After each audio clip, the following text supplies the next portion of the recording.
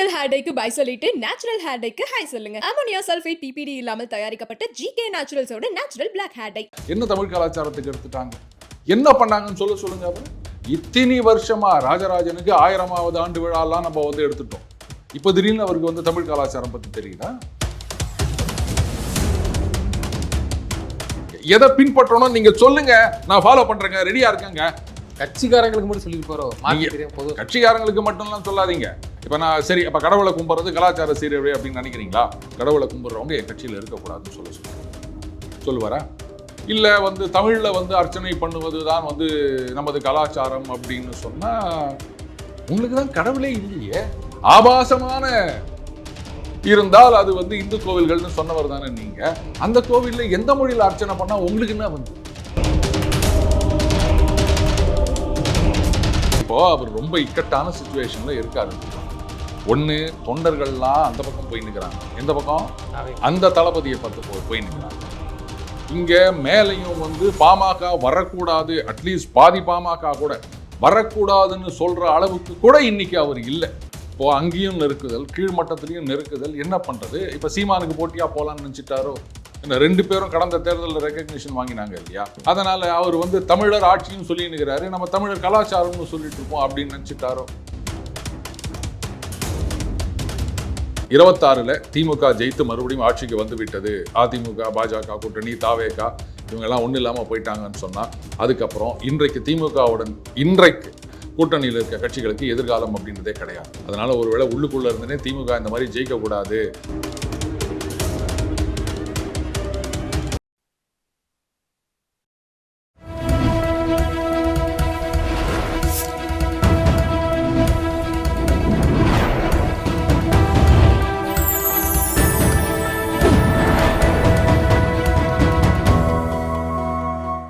Channel 5 Tamil நேயர்களுக்கு வணக்கம். இன்றைய நேரத்தில் நம்மோடு பேச இருப்பது டெய்லி பஞ்ச் அருண் அவர்கள். சார் வணக்கம். சார் வணக்கம். ரூபன். சேர சோர பாண்டியர் இவரால் தான் தமிழ் கலாச்சாரமே சீரழிஞ்சுது. அவர்கள் இந்த பேர்கள் எல்லாம் தமிழ் பேரா சொல்லி திருமாவளவன் அவர்கள் பேசியிருக்கிறாரு. தேர்தல் டைம்ல அவர் தேவை எதுக்கு இந்த மாதிரியான பேச்சு? இல்லை உண்மையிலேயே அவர்கள் தமிழினத்துக்கும் தமிழ்நாட்டுக்கும் சம்மந்தம் இல்லாதவர்களா? அவர்களால் தான் கலாச்சாரம் ஒழிஞ்சுதா சார்? ஒருவேளை அவங்களும் ஆந்திராலேருந்து வந்திருப்பாங்களோ, இல்லை கர்நாடகா அப்படி ஏதாவது வந்திருக்காங்களா? எனக்கு தெரியல. இன்றைக்கி அந்த சேரர்கள் அப்படின்னு சொல்கிறோம். சேர தேசம் அப்படின்றது இன்றைக்கி கேரளா அப்படின்னு சொல்கிறாங்க. கலாச்சாரம் கெட்டுவிட்டது. ஆமாம், அதுக்கு அவருக்கு ஒரு காரணம் சொல்லியிருந்தார். அதாவது அந்த பார்ப்பனர்கள் அந்த வடமொழியை தூக்கி பிடித்து தமிழை வெளியே துரத்தி விட்டார்கள் அப்படி இப்படின்னு சொல்லியிருந்தார். ராஜராஜன், ராஜேந்திரன் இதெல்லாம் தமிழ் பெயர்களா கேட்டிருந்தார். சரி ரூபன், உங்களுக்கு வேணாம், எனக்கும் வேணாம். வேற யாருக்கிட்டையாவது இந்த சந்தேகத்தை தெளிவுபடுத்திக்கலாமா? அவங்க கட்சியில் இருக்க வேற யாராவது, அதாவது என்ன சொல்றது, ஒரு நியூட்ரல் பர்சனாக ஒருத்தர்கிட்ட போயிட்டு இந்த டவுட்டு கேட்கணும். ஆளூர் ஷானவாஸ் அவர்கிட்ட போய் கேட்கலாமா, ராஜேந்திரன், ராஜராஜன் இதெல்லாம் தமிழ் பெயர்களா அப்படின்னு? இல்லை, எனக்கு என்ன டவுட்டுன்னா, அஃப்கோர்ஸ் இந்த கேள்வியை கூட நான் கேட்கல, வேற யாரோ தான் கேட்டிருந்தாங்க பாஜகவில். இப்போது ஒருவேளை கூட்டணி விட்டு வெளில வரதான் முடிவு பண்ணிட்டார் ரூபன், உங்களுக்கு எதாவது புரியுதா? புரியலையே சார், அதான் நான் கேட்குறேன். தேர்தல் நேரமாக இது போன்ற வார்த்தைகள் அவருக்கும் தெரியும் எப்படி பேசணும். நான் பேசுகிறாருன்னா என்ன நோக்கமாக? இல்லை, இப்போ தமிழ் பெயர்களா அப்படின்னு கேட்குனா இது பாருங்களேன். ஒரு தடவை அண்ணன் துரைமுருகன் அவர்கள் நினைக்கிறேன், அவர் பேசியிருந்தார். அதாவது பாருங்கள், ஒரு காலத்தில் திமுக காரெல்லாம் பேரை பார்த்தாலே திமுக காரன்னு தெரியும், அந்த அளவுக்கு தமிழ் பெயர்கள் வச்சுருப்பாங்க. இந்த காலத்தில் பார்த்தீங்கன்னா பேரெல்லாம் மாற்றிக்கினாங்க அப்படி இப்படின்னு சொல்லியிருந்தாருங்க. அதுக்கப்புறம் ஐயா ஆசிரியர் மானமிகு வீரமணி அவர்கள் கூட சொல்லியிருந்தாரு, தமிழிலேயே பெயர் வைக்க வேண்டும், தவிர்க்க முடியாத சில நேரங்களில் தவிர அப்படின்னு ஒன்று சொல்லிட்டாரு. ஏன்னா இப்போ ஆஸ் யூஷுவல் இந்த பக்கத்துலேருந்து கேட்க ஆரம்பிச்சிட்டாங்க, கருணாநிதி தமிழ் பெயரா, ஸ்டாலின் தமிழ் பெயரா, உதயநிதி தமிழ் பெயரா? இப்போது ஸ்டாலின் அப்படின்னா கூட ரைட்டு, அவங்க சொல்லுவாங்க அந்த மாதிரி ரஷ்யாவில் இருந்த ஜோசப் ஸ்டாலின் அவர் நினைவாக அந்த பெயர் காரண பெயர்னு அவரே சொல்லிட்டு அப்படின்னு. இந்த உதயநிதி அப்படின்றது முழுக்க முழுக்க வடமொழி சொல். உதய சூரியன் அப்படின்றதே வடமொழி சொல். எழுஞாயிறு அப்படின்னு பேர் வச்சிருக்கணும். இப்படியெல்லாம் ஒரு குழப்பத்தை உண்டாக்கிட்டு, என்ன ஒருவேளை பாமகவை இவங்க சேர்த்துக்கிறாங்க போல இருக்குது, காங்கிரஸ் வெளில போனால் நம்மளும் கூடவே போயிடலாம் அப்படின்னு தான் முடிவு பண்ணிட்டு, குருவி கட்டும் கூட்டுக்குள்ளே குண்டு வைக்கலாமா அப்படின்னு கூட்டணிக்குள்ளேயே குழப்பத்தை உண்டாக்குறாரா? என்ன தமிழ் கலாச்சாரத்துக்கு எடுத்துட்டாங்க, என்ன பண்ணாங்கன்னு சொல்லுங்க. அப்புறம் கேட்டால் இது மாதிரி பார்ப்பனிய அவங்களெல்லாம் கொண்டு வச்சாங்க அப்படின்னு சொல்லிட்டு, இத்தனை வருஷமா ராஜராஜனுக்கு 1000வது ஆண்டு விழாலாம் நம்ம எடுத்துட்டோம். இப்போ திடீர்னு அவருக்கு வந்து தமிழ் கலாச்சாரம் பற்றி தெரியுதா? ஆண்ட பரம்பரை எந்த அரசரையும் நான் மதிக்க மாட்டேன் அப்படின்றது பாருங்க, எல்லாரும் இருந்திருக்காங்க. இப்போ யார் அதெல்லாம் ஆண்ட பரம்பரை எல்லாம் பேசிட்டு இருக்காங்க? இல்லை, திருமாவின் மாணவன் என்று சொல்லக்கூடிய நீலம் ப்ரொடக்ஷன் அவர் இயக்குனர், அவரும் இப்படி தான் தஞ்சாவூரில் போய் நின்றுட்டு இது போன்ற அந்த அரசர்களை இதெல்லாம் வந்து ஒரு திட்டமிட்டே இது என்ன நோக்கம்? இப்போ திருமாவளவன் நல்லா தெரியும் தேர்தல் நேரம் இது வாயை விடக்கூடாதுன்னு. இது பேசினா விமர்சனத்துக்கு உள்ளாவும் தெரியும். வேணுக்குன்னு பேசுகிறாரா இல்லை உண்மையிலேயே? சரி, தமிழ் கலாச்சாரம் இப்போ நான் ஒன்று கேட்கவா? இது வந்து அந்த பார்ப்பனிய அப்படின்னு சொல்லிட்டாரு. அடுத்தது வந்து இந்த வட இந்தியர்கள் ஆதிக்கம் அப்படின்னு வேற சொல்லிட்டு இருக்காங்க. இப்போ நான் ஒன்று கேட்குறேன், இன்றைக்கி நம்ம பள்ளிகளில் நம்ம மாணவ மாணவிகள் போடுற யூனிஃபார்ம் சீருடை, அது என்ன சீருடை? ஒரு காலத்தில் பார்த்தீங்கன்னா ஆம்பளைங்க வந்து வேட்டி கட்டிட்டு, பசங்க ஒரு 9வது 10வது படிக்கும் போதெல்லாம் வேட்டி கட்டிட்டு தாவணி உடுத்துட்டு போனுச்சு. காலேஜுக்கே வேட்டி கட்டிட்டு போனதெல்லாம் நம்ம பார்த்துருக்கோம். ஆனால் இன்னைக்கு எல்லாமே வந்து இது பேண்ட்டு ஷர்ட்டு அதுதான். சரி, ரைட்டு, அது ஆண்கள் உடை இப்படி மாறிவிட்டது. பெண்கள் உடை அப்படின்னு எடுத்தா நம்ம ஊரில் வந்து அது என்ன படம், அது விவேக்கும் ரஜினியும் பேசிப்பாங்களப்பா, இந்த மாதிரி தாவணி கட்டின பொண்ணு வேணும்னா நீ யாழ்ப்பாணத்துக்கு தான் போகணும் அப்படின்னு விவேக் சொல்வார்ல. அந்த மாதிரி இன்னைக்கு வந்து பாவாடை தாவணி அப்படின்றது எங்கேயுமே பார்க்க முடியல. வட இந்தியாவில் அவர்கள் உடுத்துகின்ற அந்த சுடிதார், அதைத்தான் நம்ம இன்னைக்கு வந்து யூனிஃபார்ம் ஆக்கியிருக்கோம். அப்போ இது வந்து வட இந்திய ஆதிக்கத்தை ஏற்றுக்கொள்வது இல்லையா? ஏன் சொல்ல வேண்டியதானே? தமிழ் கல்ச்சாரம். இவரே பார்லிமெண்ட் போகும்போது அந்த மாதிரி மாறிக்கிறாரு. அந்த மாதிரி கோட்டெல்லாம் வேற போட்டுக்கிறாங்க, அந்த நேரு கோட்னு சொல்றாங்கல்ல. ஏன் வேட்டி சட்டையில் போகிறது? குளிர்காலத்தில் முடியாது. கரெக்டாக சொன்னீங்க. இப்போ கலாச்சாரம் வந்து இந்த கேள்வி எழுது. இப்போ திருமாவளவன் அவர்கள் சொல்லக்கூடிய அந்த கலாச்சாரம் என்பது தீக்கா கலாச்சாரமா, இல்லை இத்தனை பேர் வேணாலும் திருமணம் பண்ணிக்கலாம், இல்லை பெண் விடுதலை, எனக்கு புரியல. கலாச்சாரமே இப்போ கலாச்சாரத்தில் கை வைக்கிறார. மன்னர்கள் பேசினாங்க வச்சாங்க, இப்படி இருந்தாங்க, அடக்குமுறைங்கிறது வேற. கலாச்சாரமே மாத்துறாங்கன்னா என்ன இது? ஒரு பக்கம் வந்து தமிழர் கலாச்சாரம் இப்படி நீங்கள் வாழ்த்து சொல்ல மாட்டீங்கன்னு சொல்லி பல இது போய்கிட்டு இருக்கு. இன்னொரு பக்கம் வந்து இப்போ இதை எதை அவர் முன்னிறுத்த பார்க்குறாரு? இப்போ வந்து இந்த புள்ளிங்கன்னு சொல்லிட்டு இந்த தலையெல்லாம் ஒரு மாதிரி பெயிண்டிங் பண்ணிக்கிட்டு இந்த கஞ்சா குடிச்சிட்டு இப்போ இதை வேணுங்கிற இது ரெண்டு ஒன்று இது சொல்லணும், இது சொல்லணும். இல்லை, முதல்ல கலாச்சாரம்னா எதை குறிப்பிடுகின்றார் அப்படின்னு சொன்னாதான் கலாச்சாரத்தை சீரழித்து விட்டார்களா கெடுத்து விட்டார்களா அப்படின்றதுக்கு நம்ம முடிவு சொல்ல முடியும். சரியா? இப்போது கலாச்சாரம் அப்படின்றத வந்து அரசர்கள் சீரழித்தார்கள் அப்படின்னு சொன்னால் சரி, ரைட்டு. அப்போ எதை சீரழித்தார்களோ அதை வந்து நீங்கள் சீர்படுத்துங்கள். கூட்டணியில் தானே இருக்கீங்க. தனிப்பட்ட முறையிலேயாவது ஏதாவது முயற்சி எடுத்திருக்கீங்களா? நம்ம கலாச்சாரத்தை நாம் மீட்டெடுக்க வேண்டும் அப்படின்னா எது நம்ம கலாச்சாரம்னு சொல்லுங்கள். இதுக்கு தான் நான் முதல்லயே கேட்டேன், நமது உடை பாவாடை தாவணி அப்படின்றது. அதுவே இன்னைக்கு காணாமல் போயிட்டு இதை வந்து நம்ம வடக்கத்தி உடையை வந்து நம்ம இப்போ சீருடையாக வச்சுருக்கோம். இதை எதிர்த்து என்னைக்காவது ஒரு நாள் அவர் குரல் கொடுத்துருப்பாரா? இப்போ எதை கலாச்சாரம்? சரி, உடையில இல்லை கலாச்சாரம், அப்போ வேற எதில் கலாச்சாரம் இருக்கின்றது அப்படின்னு சொன்னால் இந்த மாதிரி பார்ப்பனிய தெய்வங்கள் வடமொழி அப்படின்னு சொல்லிட்டு இருக்காரு. இந்த வடமொழி அப்படின்னு இவர் சொல்லிட்டு இருக்க இந்த மொழி அப்படின்றது வந்து காலங்காலமாக வந்து தொல்காப்பியர் காலத்திலிருந்தே இதை பற்றின வந்து இலக்கணங்கள், இதை பற்றின இதெல்லாம் எல்லாமே இருந்திருக்கு. புதுசாக ஒன்றும் ஏதோ ராஜராஜன் வந்து ரைட்டு நான் வந்து என் பேரை வச்சுக்கினேன் அதனால் வந்து சமஸ்கிருதத்தை கொண்டு வாங்க அப்படின்லாம் அவர் சொல்லலை. அடுத்தது மறுபடியும் பார்ப்பனியம் அப்படின்னு சொல்கிறது வந்து இந்த மாதிரி இந்த கடவுள்களை திணித்தார்கள்னு யார் திணித்தாங்க? சங்ககால பாடல்களிலிருந்து நம்மளுடைய கடவுள்களை பற்றின பாடல்கள், கடவுள் வாழ்த்து இல்லாமல் பாட்டே தொடங்காது, அது வேற விஷயம். அப்போ எதை வந்து இவர் கலாச்சார சீரழிவு அப்படின்னு சொல்லிட்டு இருக்காரு? இப்போ நீங்கள் சொன்ன மாதிரி அப்படி அந்த பெயிண்ட் அடிச்சிங்கன்னு இதெல்லாம் தான் வந்து கலாச்சாரம் அப்படின்னு நினச்சாருன்னா அது நமது கலாச்சாரம் கிடையாது. இல்லை, ரெண்டே விஷயம் தான் இருக்குது. ஒன்று நல்லது கெட்டது. இப்போ இவர் திருமாவளவன் அவர்கள் சொல்கிறது பார்த்தா கலாச்சாரம் மாறுபடுதுன்னா ஒன்று திருவிழாக்கள், தமிழர் பண்டிகை, தமிழர் கலாச்சாரம் இப்படி தான் பண்ணுவோம் அப்படின்ட்டு ஒன்று இருக்குது. இன்னொரு பக்கம் இல்லை தீக்காவோட கலாச்சாரம் நான் எடுத்துக்கலாம், ஏன்னா ஓப்பனாகவே சொல்கிறேன். ஏன்னா அவங்க அப்படி சொல்கிறாங்க, பெண் விடுதலை, பெண் சுதந்திரம், எத்தனை திருமணம் வேணா செஞ்சுக்கலாம், தாலி அறுப்புன்னு திருமணமே வேணாம், ஒன்னு என்ஜாய்மெண்ட் வித்அவுட் ரெஸ்பான்சிபிலிட்டின்னு ஐயா மாணவிக ஆசிரியர் வீரமணி சொல்லியிருக்கார். கரெக்ட், பெரியார் சொன்னதா சொல்லியிருக்கார். அப்போ இந்த ரெண்டு தான் இருக்கு. இப்போ எதை பின்பற்றணும் அண்ணன் திருமாவளவன் அவர்கள் பேசுறாரு தெரியல, அதனால தான் கேட்குறேன். நல்லது கெட்டதுன்னு நீங்க என்ன கேட்கலாம், நான் உங்களை கேட்கலாம். அவர்கிட்ட எல்லாம் போய் நம்ம கேட்க முடியுமா? அப்புறம் வந்து அந்த ஜிஎஸ்டி பற்றி கேட்டதுக்கு இல்லை ஜிஎஸ்டி பற்றி எனக்கு அவ்வளோ தெரியாது அப்படின்னு சொன்னார். அந்த மாதிரி இல்லை இந்த கலாச்சாரம் என்னன்றது எனக்கு தெரியாதுன்னு சொல்லிட்டாருன்னா அதுக்கு மேலே நம்ம என்ன கேள்வி கேட்க முடியும்? அதுக்கு தான் நான் முதலே சொன்னேன், இது சீரழிந்து விட்டதுன்னு சொன்னால் அப்போ சீர்படுத்த வேண்டியது உங்கள் பொறுப்பா இல்லையா? எதை மீட்டெடுக்க வேண்டும், என்ன பண்ணணும், மறுபடியும் அதை சொல்லுங்க எனக்கு. இல்லை வந்து தமிழில் வந்து அர்ச்சனை பண்ணுவது தான் வந்து நமது கலாச்சாரம் அப்படின்னு சொன்னால் உங்களுக்கு தான் கடவுளே இல்லையே. ஆபாசமான இருந்தால் அது வந்து இந்து கோவில்கள்னு சொன்னவர் தானே நீங்கள். அந்த கோவிலில் எந்த மொழியில் அர்ச்சனை பண்ணால் உங்களுக்கு என்ன வந்தது? நான் சினிமாவே பார்க்க மாட்டேன் அப்படின்னும் போது அந்த தேட்டரில் ஹிந்தி படம் ஓடினா என்ன, இல்லை இங்கிலீஷ் படம் ஓடினா என்ன, கன்னட படம் ஓடினா என்ன, எனக்கு என்ன வந்தது? நான் தான் சினிமாவே போகிறது கிடையாது. சொல்ல போனா என் கூட இருக்கவங்களெல்லாம் சினிமா பார்க்காத அப்படிதான் அவர் கட்சியை சார்ந்தவர்களுக்கு அறிகுறி சொல்றாங்களோ, பிற கட்சிக்கு போயிடாதீங்க, நம்மலாம் இப்படி அப்படின்னு சொல்றாரோ என்னமோ. அதுதான் கட்சிக்கும் கலாச்சாரத்துக்கும் என்னன்னு சம்பந்தம் கூட எனக்கு தெரியல. அவங்க கட்சி ஆளுகளை கலாச்சாரம் இதுதான், இதை யாருக்கு சொல்ல வர எது கலாச்சாரம்? ஓகே, முதல்ல அதை சொல்லுங்க, எது கலாச்சாரம்? ஏற்கனவே போய் நிற்கிறாங்க. அதனால தான் சொல்லிட்டாரு, இந்த மாதிரி நம்ம கட்சியில இருந்து தாவேகா பக்கம் போறவங்கலாம் கொள்கை பிடிப்பற்ற பதர்கள்னு வேற சொல்லிட்டாரு. அவருக்கு நல்லா தெரியுது, இப்போ அவர் ரொம்ப இக்கட்டான சிச்சுவேஷன்ல இருக்காரு ரூபன். ஒன்று, தொண்டர்கள்லாம் அந்த பக்கம் போய் நிற்கிறாங்க. எந்த பக்கம்? அந்த தளபதியை பார்த்து போய் நிற்கிறாங்க.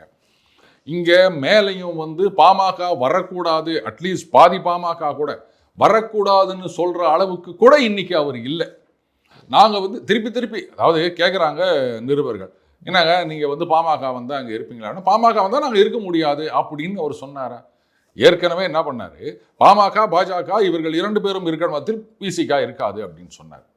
அப்போ நிருபர் ரொம்ப வெளிப்படையாக கேட்குறாரு, ராமதாஸ் அவர்கள் தலைமையிலான பாமக திமுக கூட்டணிக்கு வந்தால் அப்படின்னு சொன்னார். நாங்கள் 2011 கொள்கை முடிவு எடுத்து விட்டோம், 14 வருடங்களுக்கு முன்னாடியே கொள்கை முடிவு எடுத்து விட்டோம். சரிங்க, அவங்க வந்தால் நாங்கள் இருக்க மாட்டோம் அப்படின்னு ஏன் திட்டவட்டமாக சொல்ல முடியல? அப்போது அங்கேயும் நெருக்குதல், கீழ்மட்டத்திலையும் நெருக்குதல். என்ன பண்ணுறது? இப்போ சீமானுக்கு போட்டியாக போகலான்னு நினச்சிட்டாரோ? என்ன 2 பேரும் கடந்த தேர்தலில் ரெகக்னிஷன் வாங்கினாங்க இல்லையா?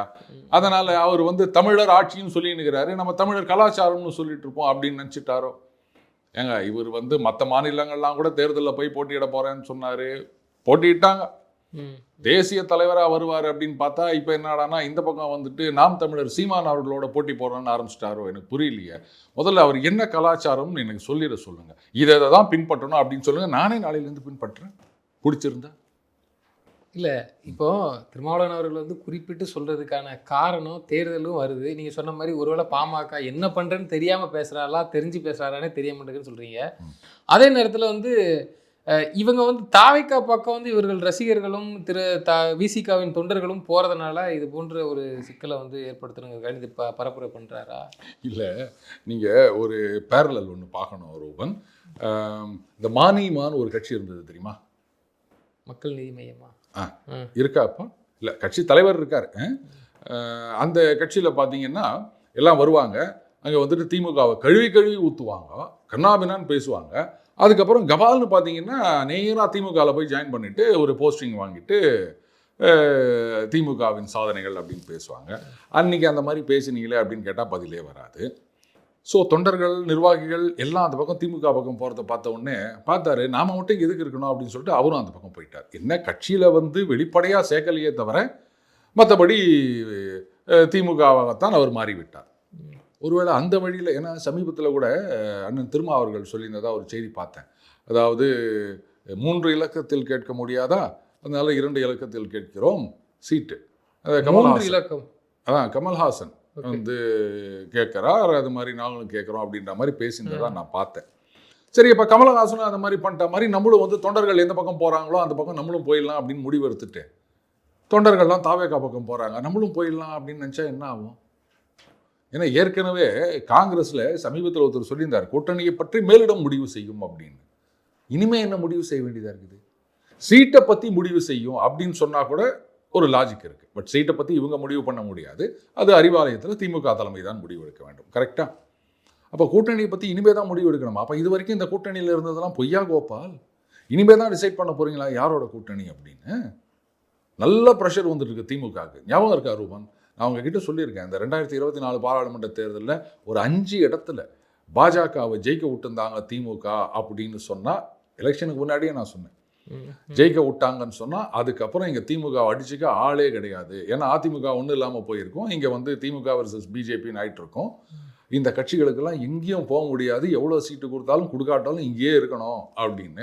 நம்ம சொல்கிறத யார் கேட்க போகிறாங்க? யாரும் கேட்கல. இன்னைக்கு அதனுடைய பலனை அனுபவிக்கின்றார்கள். இப்போ இந்த கட்சிகளுக்கெல்லாம் நல்லா தெரியும். நல்லா யோசிச்சு பாருங்க ரூபன். இப்போ வந்து திமுக மறுபடியும் ஆட்சிக்கு வந்து விடுகின்றது, அந்த 200 ஜெயிச்சு வந்துடுறாங்கன்னு வச்சுக்கோங்களேன். அப்போ அதிமுகன்றது ஒன்றுமே இருக்காது, ரைட்டா? அடுத்த 5 வருஷத்தில் ரொம்ப கஷ்டம் கட்சியை மெயின்டைன் பண்ணுறது. தாவேகா அதிமுகவே இல்லைன்னு போது தாவேகா என்ன ஆகும்? ஆனால் பாஜக அப்படியே இருக்கும்ல.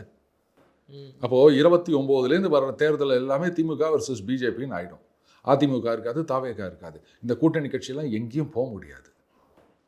அப்போது அவங்க வந்து இதயத்தில் இடம் கொடுத்தாலும் கூடவே இருக்க வேண்டியது தான். இல்லை அது கரெக்டு. ஆனால் இப்போ கலாச்சார அரசியலை முன்னெடுக்கிறதுக்கான காரணம் என்ன சார் இருந்துச்சு? ஏதாவது ஒரு சொல்லணும். இவங்க மத அரசியல் எடுக்கிறாங்கன்னு பிஜேபி வந்து திமுக வழக்கமாக சொல்கிறது தான். இவங்க இப்போ கலாச்சாரத்தை எடுக்கிறாங்களோ? கலாச்சாரம் மதம் இதை வந்து பிரிக்க முடியுமா என்ன சொல்லுங்கள்? ஏன்னா மதமும் வந்து அநாதி காலம் தொட்டு இருக்குன்ற ஒரு விஷயம்.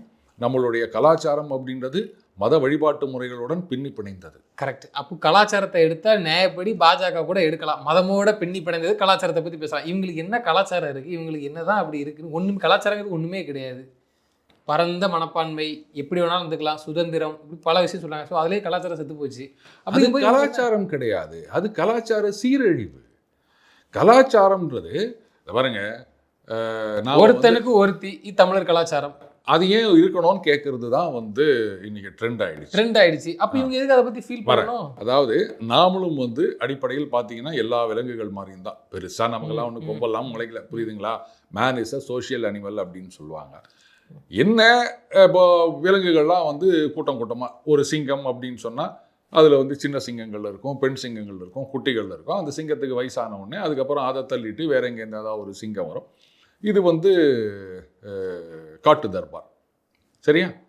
அதே மாதிரி நம்மளும் வந்து ஒரு காலத்தில் இந்த குகைகளில் வாழ்ந்துட்டு வந்தோம். அதுக்கப்புறமா குழுக்களாக வாழ தொடங்கினோம். அதுக்கப்புறம் நமக்குள்ள சில சட்டத்திட்டங்கள்லாம் நம்ம போட்டுக்கணும்.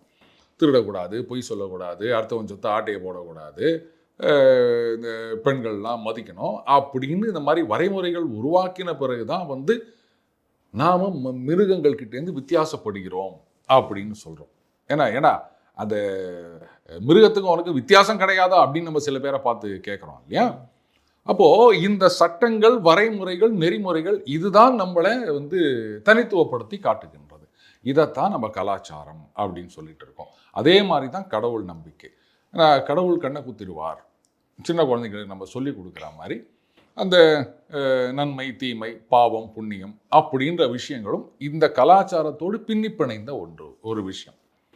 அப்போது நீங்கள் கலாச்சாரத்தை சீரழித்து விட்டார் அப்படின்னு சொன்னால், இப்போ இந்த பக்கம் இப்போ நீங்கள் சொன்ன மாதிரி எதுவுமே கட்டுப்பாடுகள்லாம் கிடையாது அப்படின்னா, அப்போ மறுபடியும் நம்ம வந்து அந்த நாய் நரி மாதிரி தானே போயிட்டுருக்கோம். அதனால தான் எனக்கு புரியல, தெளிவுபடுத்துங்கன்னு சொல்கிறேன். எதை நீங்கள் கலாச்சாரம்னு சொல்கிறீங்க, எதை பின்பற்றணும் நீங்கள் சொல்லுங்கள், நான் ஃபாலோ பண்ணுறேங்க, ரெடியாக இருக்கேங்க.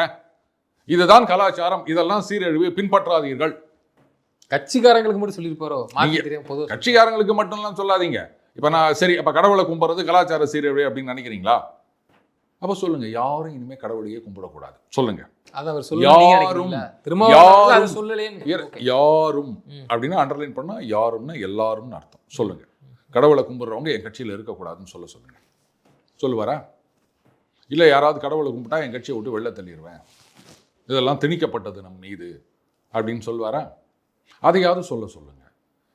எதையுமே சொல்லாமல் ஏதோ கொஞ்சம் விரக்தியில் பேசுகிற மாதிரி இருக்குது. கொஞ்ச நாளாக சொல்கிறாரு, நானும் வந்து ஐயா ராமதாஸ் அவர்களும் ஒன்றா இருந்தோம், அதுக்கப்புறமா அவர் பின்னாடி எல்லாம் போனாங்க, அவரை வந்து இது பண்ணாங்க, என் பேச்சை யாரும் கேட்கல, என்ன பின்னாடி யாருமே வரல. ஏன் திடீர்னு இந்த விரக்தின்னு எனக்கு புரியல. அந்த பேச்சை கேட்டிங்களா நீங்கள்? சொன்னார்ல, என் பின்னாடி யாருமே வரல, அவருக்கு தான் வந்து இது மாதிரி போட்டாங்க, இப்படியெல்லாம் வந்து பல தடைகளை தாண்டி நான் வந்திருக்கேன் அப்படின்னு சொல்கிறார். அதுக்கு காரணம் என்ன? இப்போ ஐயா ராமதாஸ் அவர்களுக்கு பின்னாடி போனவங்க யார், அவர் புகழ் பாடினவர்கள் யார், இவர் புகழ் பாடாதவர்கள் யார்? ஏன் திமுகவில் யாரும் இவரை பெருசாக எடுத்துக்கலையா? குஷன் சேர் கொடுக்கலையா? பிளாஸ்டிக் சேர் தான் கொடுத்தாங்களா? அதான் கொடுத்தாங்க. அப்புறம் வந்து நீங்கள் யாரை குறை சொல்கிறீங்க? உங்கள் கூட இருக்கவங்கள தான் நீங்கள் குறை சொல்லணும். அப்போ அவ்வளோலாம் பண்ணாங்க அப்படின்னு சொன்னால் ரைட்டுங்க, அது மரியாதை இல்லாத இடத்துல நீங்கள் இல்லை. அடுத்து பத்திரிகையில் போய் கேட்டால், ஐயா நீங்கள் இப்படி பேசுறீங்கன்னு போய் கேட்டால், இல்லை நான் தெரியாமல் சொல்லியிருப்பேன், இல்லை வாய் தவறி வந்திருக்கலாம், இல்லை அது தவறான கருத்து, இது அந்த நேரத்தில் பேசப்பட்ட கருத்துன்னு எதுவும் மாற்றுறதுக்கான வாய்ப்பு இருக்கா? இல்லை கொள்கை பேசுனதில் உறுதியாக இருப்பாரா? ஆமாங்க ராஜராஜ சோழன் ஏன்னா தேர்தல் வருது, கண்டிப்பாக கேட்க தான் போகிறாங்க. கலாச்சாரத்தை பற்றி பேசணும்னா நான் அது ஏற்கனவே சொன்ன மாதிரி கேட்பாங்க நீங்கள் நினைக்கிறீங்க? பாருங்களேன் நீங்கள் அப்போ இப்படி எடுத்துக்கலாமா? கலாச்சாரத்தை பற்றி பேசுவதற்கு விசிகாவுக்கும் ஐயா திருமாவளவனுக்கும் எந்த தகுதியும் கிடையாது. கலாச்சாரம் எதுன்னு எனக்கு சொல்லுங்க. தகுதி இருக்கா இல்லையான்னு சொல்றதுக்கு எனக்கு தகுதி கிடையாது. இப்ப எனக்கே கன்ஃபியூஸா இருக்கு. ரெண்டே விஷயம் தான் இருக்கு. ஐயா இதுதான் கலாச்சாரம் எனக்கு சொல்லிருங்க. ஏன்னா நாங்க வந்து ஆதி காலத்துல இருந்து இதுதான் ஃபாலோ பண்ணிட்டு இருக்கோம். அட்லீஸ்ட் நான் பிறந்ததுல இருந்து இப்படிதான் ஃபாலோ பண்ணிட்டு இருக்கேன். எனக்கு அது தெரியாம நான் அந்த மாதிரி கேள்வி கேட்கறது. அதான் பொய் சொல்லக்கூடாது, திருடக்கூடாது, அர்த்தவன் சொத்தை ஆட்டையை போடக்கூடாது, பெரியவங்கள்லாம் கஞ்சா அடிக்க கூடாது, பெண்கள்லாம் மதிக்கணும். மண்டையை அப்படி வெட்டிட்டு ஜாம் மாதிரி முடிக்க பெயிண்ட் தடவாம நல்ல முறையில இருங்கப்பா. பாருங்க எவ்வளோ க்ளோஸ் கிராப். இத்தனை வயசுல நான் அப்படியே தான் நான் ஃபாலோ பண்ணிட்டு இருக்கேன். என்னைக்காவது உங்க தலையில இருக்க அளவு கூட என் தலையில கிடையாது. சரி மேலேயும் கிடையாது உள்ளேயும் கிடையாதுன்னு வச்சுக்கோங்களேன், நான் ஓப்பனா சொல்லிட்டு போறேன். ஸோ சில வழிகளை வந்து நான் அப்படியே ஃபாலோ பண்ணிட்டேன். தெளிவா சொல்லுங்க நீங்க. அந்த மாதிரி இது தாங்க கலாச்சாரம், இதை தாங்க நீங்க பண்ணணும் அப்படின்னு நீங்க சொன்னீங்கன்னா ஐயா நான் நாளையிலேருந்து ஃபாலோ பண்றேங்க. ஆனா அது என்னன்றதை மட்டும் சொல்லுங்க. சொல்வதற்கு நீங்கள் தயாரா? தைரியம் இருக்கா? இப்படித்தான் பண்ணணும், இதை பண்ணக்கூடாதுன்னு எனக்கு ஒரு அட்டவணை போட்டு கொடுங்க. இதெல்லாம் இப்போ டாக்டர் கிட்ட போனீங்கன்னா சுகர் வந்துச்சுன்னு சொன்னால் வேறு இதெல்லாம் சாப்பிட்லாம் அப்படின்ட்டு ஒரு துண்டு சீட்டில் எழுதி கொடுப்பார். இதெல்லாம் சாப்பிடக்கூடாது அப்படின்னு சொல்லிட்டு ஒரு 40 பக்கம் நோட்டில் எழுதி கொடுப்பார். அந்த மாதிரி இது பாருங்கள் கலாச்சாரம், இதைத்தான் நீங்கள் பண்ணணும், இதை பண்ணக்கூடாதுன்னு சொல்லிட்டீங்கன்னா, ஏன்னா நாங்கள்லாம் வந்து கருத்து குருடர்கள், அறிவு கிடையாது எங்களுக்கு. நீங்கள்லாம் எவ்வளோ பெரிய ஆள், பிஹெச்டிலாம் பண்ணி டாக்டர் திருமாவர்கள். ஏங்க அவர் ஏன் யாரும் டாக்டர்னு சொல்ல மாட்டேன்றாங்க? பிஹெச்டி பட்டம் வாங்கிட்டார்ல அவர், அப்புறம் அவர் டாக்டர்னு தானே சொல்லணும். அவர் ஏன் நீங்கள் யாரும் டாக்டர் இதில் உட பார்த்தீங்களா எப்படி நீங்கள் வந்து அவரை ஒதுக்கி வைக்கிறீங்கன்னு? டாக்டர் திருமா அவர்கள் அவர் ஒரு லிஸ்ட் போட்டு கொடுத்துட்டாருன்னா நாங்கள் அதை ஃபாலோ பண்ணுறதுக்கு தயாராக இருக்கோம். லிஸ்ட் போடுறதுக்கு இவர் தயாரா? என்னவோ ஒரு விரக்தி பெருசாக இருக்குது ரூபன், அது நல்லாவே தெரியுது. அதனால தான் இந்த மாதிரி பேச்செல்லாம் வருது. கண்டிப்பாக கலாச்சாரம் பேசிட்டாரு. தமிழ் பெயர்கள் இப்போ அவர் கட்சியில் இருக்கவங்க ஒரு பெரிய லிஸ்ட் எடுக்கிறேன், அதில் எத்தனை பேர் தமிழ் பெயர் இருக்குது அப்படின்னு பார்க்கலாமா? ஒன்று வாங்க அப்படியே வெளில போவோம். இவங்க கட்சி வந்து இதில் அட்வர்டைஸ்மெண்ட், கட்சி விளம்பரம் இன்னார் அப்படின்னு போட்டிருப்பாங்க இல்லையா, அதில் எத்தனை தமிழ் பெயர்கள் இருக்குது அப்படின்னு பார்க்கலாமா? இதில் நீங்கள் ஒன்று கவனிக்கணும், சூலை திங்கள்னு போடுவாங்க. அது அந்த மாதத்தெல்லாம் வந்து ஒரு நயப்போடு போடுறாங்க. எனக்கு தெரிஞ்ச விசிகா ஒருத்தவர் அந்த மாதிரி போடுறாங்க. சனவரி அப்படின்வாங்க, சூலை அப்படின்னு போடுவாங்க. ஏன்னா ஜா ஜூ இதெல்லாம் வந்து வடமொழியா. கீழே கட்சியுடைய நிர்வாகிகள் பேர் போட்டிருப்பாங்க. அதுல எந்தெந்த பேரெல்லாம் வந்து ஒண்ணு வேணாங்க. இப்ப ஷா நவாஸ் அவர் பேரை எப்படி எழுதுவாங்க தமிழ்ல? ஷா அப்படின்றது வந்து நீங்க சொல்ற மாதிரி வடமொழி எடுத்து, இந்த நவாஸ்ல கடைசியில வர இஸ்ஸு வடமொழி எடுத்து, அது இஸ்லாம் அங்கெல்லாம் இல்ல. நான் அப்படி வரலங்க, கட்சியுடைய நிர்வாகி, அதுதான் நான் சொல்றேன். இப்ப இந்த ஜூன் ஜூலை அப்படின்றது வந்து இந்த ஜூன் ஜூலைக்கும் வந்து இந்து மதத்துக்கும் எந்த சம்மந்தம் கிடையாது. இது வந்து வெள்ளக்காரங்காலத்துலேருந்து இங்கே வந்த பழக்கம் தானே. அதுக்கு முன்னாடி இது வேற ஆகத்துன்னு போடுவாங்க, இசு போடுறாங்க. குறிப்பா போடுறாங்க. விசிகா தோழர் நான் பல பேர் ஸ்டேட்டஸ் வச்சு பார்த்துருக்கேன். ஆகத்துன்னு போடுவாங்க, இசு வராது. ரைட்டா? இந்த ஆகத்து ஆர் ஆகஸ்ட் அப்படின்றது வந்து வெள்ளக்காரன் வந்த பிறகுதான் நம்ம ஃபாலோ பண்ண ஆரம்பிச்சோம். அதுக்கு முன்னாடி சித்திரை வைகாசி இப்படித்தான் நம்ம போட்டுட்டு இருந்தோம். அப்போ இதுக்கும் இந்த நீங்க சொல்ற இந்துத்துவம் பார்ப்பனியத்துக்கும் சம்மந்தம் கிடையாது. அப்போ அதுலேயே வந்து இதெல்லாம் வடமொழி அப்படின்னு இது பண்ணுறீங்களே. அப்போது ஒரு சில பேர்களில் இருக்கிறத மட்டும் நீங்கள் மாற்றுறீங்க, ஒரு சில பேர்களில் இருக்கிறத மாற்ற மாட்டீங்க அப்படின்னு சொன்னால் அப்போ இது என்ன இரட்டை வேடம்? எனக்கு புரியலையே. ஒன்று வடமொழி எழுத்துக்களை பயன்படுத்தக்கூடாதுன்னா ஒட்டுக்கா பயன்படுத்தக்கூடாது. அது என்ன எங்களுக்கு வேணும்னும் போது பயன்படுத்திப்போம், மற்ற நேரத்தில் பயன்படுத்த மாட்டோம்னா இது போங்காட்டம் இல்லையா? இதுதான் நான் சொன்னேன். ஏதோ விரக்தியின் வெளிப்பாடாகத்தான் அவரை பேச்சை பார்க்கணும். என் பேச்சு யாரும் கேட்க மாட்டேங்கிறாங்க. 2 நாளா திமுக சீட்டு வந்து கிட்டத்தட்ட உறுதிப்படுத்த மாதிரி சிங்கிள் டிஜிட் தான் விசிகாவுக்கு. அந்த தகவல் வந்து அவரால் ஜீரணிச்சிக்க முடியலையே என்னமோ தெரியல. அதனால அப்போ இதுதான் விரக்திக்கு காரணமோ? என்ன பண்ண முடியும்? இல்லை, அது தேர்தல் நேரம் பேசினா சிக்கல்னு அவருக்கும் தெரியும். ஒரு தலைவராக அவருக்கு அவங்க கட்சி சேர்ந்தவர் 2 பேர் என்ன சொன்னாங்க, எதுக்கு இப்போ தலைவர் இப்படி பேசினாங்கன்னு தெரியல, கஷ்டம்தான், இதெல்லாம் வந்து தவிர்த்திருக்கலாம் அப்படிங்கிற மாதிரி தான் பேசினாங்க. திடீர்னு ஐயா திருமாவளவன் அவர்கள் பேசுகிறாருன்னா என்ன நோக்கம்? எலெக்ஷன் வருது, யாருக்குன்னு இதை பற்றி பேசி தான் அவ்வளோ பெரிய சர்ச்சையாச்சுது. அப்படிங்கும்போது இந்த மாதிரி இப்போ புதுசாக வந்து ராஜராஜ சோழன் இப்படி இருக்கலாமோ? Rocking the boat from inside அப்படின்னு சொல்லுவாங்க. எனக்கு வந்து நீங்கள் தேவையான சீட்டு கொடுக்கல அப்படின்னா யாரும் இங்கே ஜெயிக்க கூடாது. கூட இருந்துக்கிட்டே சம்பவம். சரி ரூபான், ஒரே ஒரு விஷயம் ரூபான், 26ல் திமுக ஜெயித்து மறுபடியும் ஆட்சிக்கு வந்து விட்டது. அதிமுக, பாஜக கூட்டணி, தாவேகா இவங்கெல்லாம் ஒன்றும் இல்லாமல் போயிட்டாங்கன்னு சொன்னால் அதுக்கப்புறம் இன்றைக்கு திமுகவுடன் இன்றைக்கு கூட்டணியில் இருக்க கட்சிகளுக்கு எதிர்காலம் அப்படின்றதே கிடையாது. அவங்களால வந்து இனிமேல் தமிழகத்தில் வந்து சீட்டு ஜெயிக்கிறது, கட்சியை வளர்க்குறது அப்படின்றத நினச்சி கூட பார்க்க முடியாது. இது நமக்கே தெரியும் போது அவங்களுக்கு தெரியாதா? அதனால் ஒருவேளை உள்ளுக்குள்ளே இருந்தனே திமுக இந்த மாதிரி ஜெயிக்கக்கூடாது, அப்போ தான் நமக்கு ஒரு ஹோப் இருக்கும் அப்படின்னு நினைக்கிறாங்களோ எனக்கு தெரியலப்பா.